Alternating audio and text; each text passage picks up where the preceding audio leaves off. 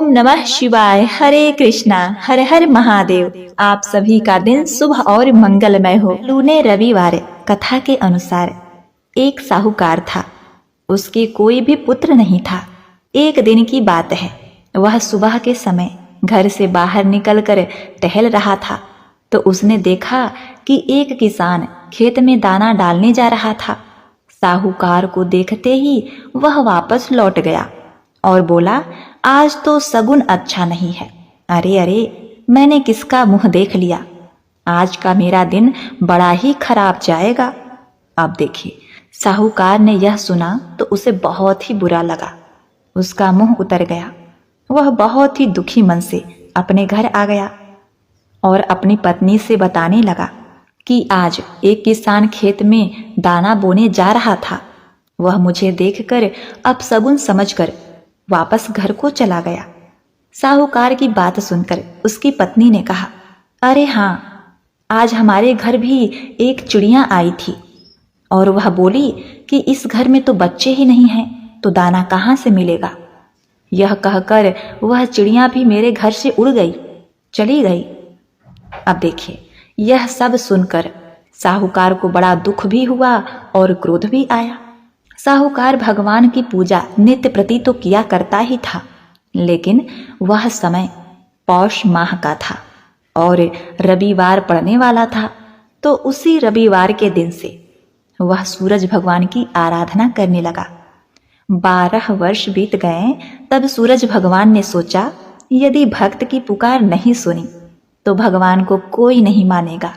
सूरज भगवान को दया आ गई और प्रकट होकर बोले, हे साहूकार, तेरे नसीब में बच्चा तो नहीं है, लेकिन तेरी भक्ति से मैं बड़ा प्रसन्न हूँ। तुमने लगातार बिना किसी शिकायत के 12 वर्ष तक मेरा पूजा किया है, आराधना किया है, इसीलिए मैं तेरे से बड़ा ही प्रसन्न हूँ। तेरे नसीब में तो एक भी पुत्र नहीं है, किंतु मेरे आशीर्वाद से तेरे घर एक कन्या जन्म लेगी। वह कन्या बहुत ही चमत्कारी होगी। प्रिय भक्तगणों, यह कौन सा चमत्कार है, आगे इस कहानी में सुनिए। अब देखिए, भगवान सूर्यदेव की कृपा से 9वें महीने उस साहूकार के घर में एक कन्या ने जन्म लिया और उस कन्या को नहलाने धुलाने के लिए एक दासी को रखा गया। दासी उस घर में आती और कन्या को नहला धुलाकर वहां से चली जाती, लेकिन वह कन्या बहुत ही दिव्यमयी थी। जब भी वह मुस्कुराती तो उसके मुस्कुराने से हीरे मोती उसके मुंह से गिरने लगते। उस हीरे मोती को वह दासी लेकर चली जाती। जब 1.25 महीना बीत गया, तब साहूकार की पत्नी ने दासी से कहा, अब मैं अपनी कन्या को खुद भी नहला धुला सकती हूँ। तब वह दासी उस दिन से आना बंद कर देती है। अब वह साहूकार की पत्नी अपनी कन्या को नहलाने लगी तो बच्ची के हंसने पर हीरे मोती गिरे। अब वह समझ गई कि वह दासी तो खूब हीरे मोती इकट्ठा कर ली होगी, क्योंकि मेरी कन्या जब भी हंसती है तो हीरे मोती गिरते हैं। अब लड़की बड़ी हुई तो माँ बाप ने सोचा कि घर में धन तो बहुत है, इसीलिए घर जमाई रख लेते हैं। उन्होंने एक गरीब लड़का ढूंढा और उसके साथ अपनी लड़की का विवाह करा दिया। माँ दिन उगते ही अपनी बेटी को जगाने जाती और उसका मुंह देखती। तब लड़की का पति बोला, माँ जी, इतना सुबह सुबह आप हमारे कक्ष में क्यों आ जाती हैं?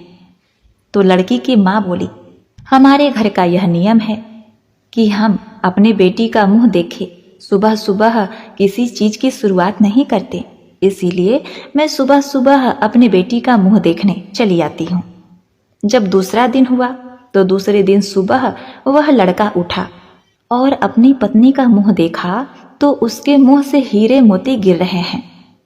अब वो समझ गया कि इसीलिए ही सासू माँ इसका मुंह पहले ही देख लेती हैं। थोड़ी देर के बाद लड़की की माँ आई और हीरे मोती नहीं मिले तो माँ समझ गई कि जमाई को पता चल गया है कि मेरी पुत्री के मुंह से हीरे मोती गिरते हैं।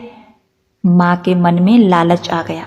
उसने सोचा कि यदि जमाई को पता चल गया है, वह तो धनवान हो जाएगा, मेरी पुत्री को यहाँ से ले जाएगा और हमें फिर से हीरे मोती नहीं मिलेंगे। अब उस माँ के मन में कपट आया। उसने एक आदमी को अपने जमाई को जान से खत्म करने के लिए, उसकी हत्या करने के लिए भेज दिया। अब देखिए, आदमी ने जमाई को मार दिया और उसका सिर सासू को लाकर दे दिया। सूरज भगवान ने देखा कि हमारी दी हुई कन्या का पति मर गया है और मेरी यह प्रसाद स्वरूपा कन्या विधवा हो गई है, तो सूर्य भगवान को बड़ी ही दया आई और सूर्य भगवान मनुष्य का रूप धारण करके एक भिक्षुक के रूप में उस साहूकार के घर गए और उन्होंने कहा, हे देवी, आज आप मुझे कुछ भिक्षा दे दें तो आपका बड़ा ही उपकार होगा।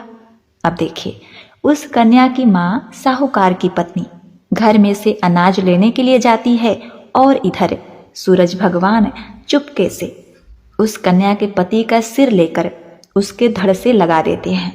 उन्होंने उसके अंग जोड़कर अमृत का छिड़काव कर दिया। तब उसका पति उठकर बैठ गया। इधर वह कन्या पौष रविवार का व्रत धारण की हुई थी।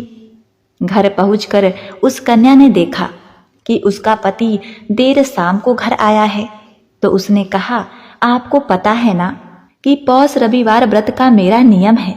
दिन के अस्त होने के बाद मैं खाना नहीं खाती, तो फिर आप इतनी देर तक कहाँ गए थे? वो बोला, हे प्रिय, मुझे मारने के लिए तेरी माँ ने आदमी भेजा था। और वह सारी कहानी अपनी पत्नी को सुना देता है। तब बेटी बोली, अब हम यहाँ नहीं रहेंगे। जो मेरा सुहाग छीन ले वो किस काम का। बेटी अपने पति के साथ अलग घर में रहने लगी। उसके घर में सुख समृद्धि हो गई और माँ के घर में धीरे धीरे दरिद्रता आ गई।